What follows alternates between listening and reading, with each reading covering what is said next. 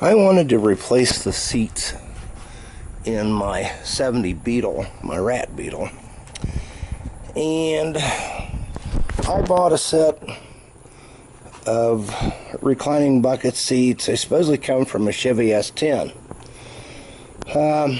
Went to all the trouble to make wood runners and all this good crap, hoping I could just bolt them between the rails of my Beetle, but it wasn't going to work. There wasn't enough clearance, so I started thinking about cutting the rails out, and I thought, no, the rails are in too good a shape to throw away, and possible fire risk, and so forth and so on. So I really sat here thinking, and I thought, well, what if I just take all of the cushions off of the factory mechanism in this bottom frame here, and then just simply bolt my seats to this, and this worked out really well. This is the bottom part of the seat.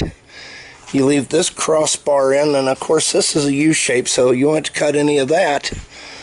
And they're just clamps, that little wire flat metal clamps that hold the seat cushion on, so you get all of those popped off and it just comes off. And then I went and I got some 8mm bolts, because that's what my seat takes. Yours might be different depending on what what it came out of. But the bottom of the seat was square and flat, so it just lent itself perfectly to this.